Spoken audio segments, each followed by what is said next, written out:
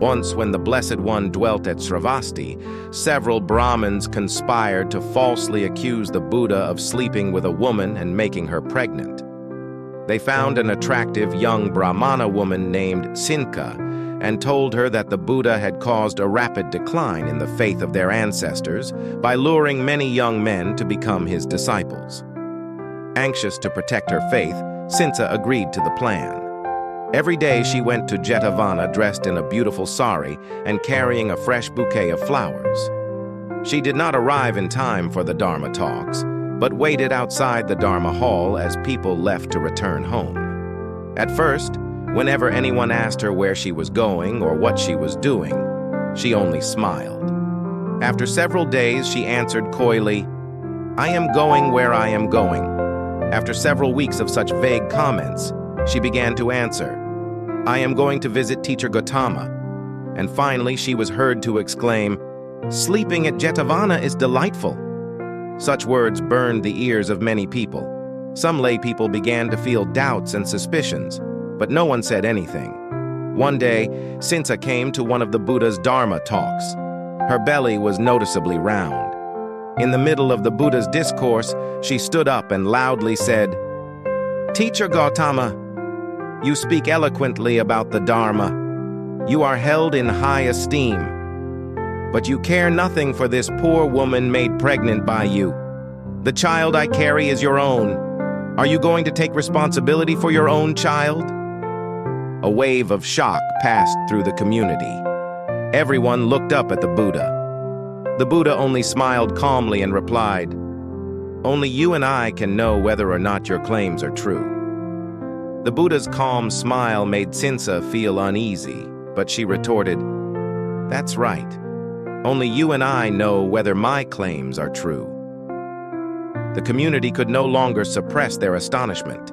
Several people stood up in anger. Sinka suddenly felt afraid the people would beat her. She looked for a way to escape, but in her panic, she ran into a post and stumbled. As she strained to stand back up, a large round block of wood fell from where it was tied onto her abdomen and landed on her foot. Her stomach was now perfectly flat. A sigh of relief rose from the crowd. Several people began laughing, and others derided Sinka. Nunkema stood up and gently assisted Sinka out of the hall. When the two women were gone, the Buddha resumed his Dharma talk as if nothing had happened.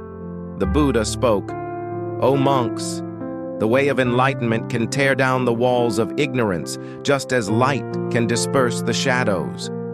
The Four Noble Truths, impermanence, non-self, the 7 factors of awakening, the 3 gates, and the Noble Eightfold Path have all been proclaimed to the world like a lion's roar, dispelling countless false doctrines and narrow views. The lion is king of the beasts. When he leaves his den, he stretches and gazes out over all the directions. Before seeking his prey, he lets forth a mighty roar that causes the other creatures to tremble and flee. Birds fly high, crocodiles dive beneath the water, foxes slip into their holes. Even village elephants, decked in fancy belts and ornaments and shaded by golden parasols, run away at the sound of that roar. O monks, the proclamation of the way of enlightenment is like that lion's roar. False doctrines fear and tremble. When it is proclaimed, all those who have long sought false security in ignorance and forgetfulness must awaken. Celestial beings as well as human beings. When a person sees the dazzling truth, he exclaims, "We embraced dangerous views for so long, taking the impermanent to be permanent and believing in the existence of a separate self. We took suffering to be pleasure and look at the temporary as if it were eternal. We mistook the false for the true.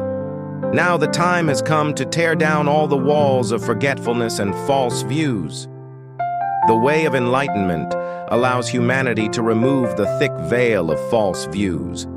When an enlightened person appears, the way echoes like the majestic sound of the rising tide. When the tide rises, all false views are swept away. People are easily caught by 4 traps. The first is attachment to sensual desires. The second is attachment to narrow views. The third is doubt and suspicion. The fourth is false view of self. The way of enlightenment helps people overcome the four great traps. The next day in the main hall, Ananda repeated the Buddha's Dharma talk. He named it Sutra of the Lion's Roar.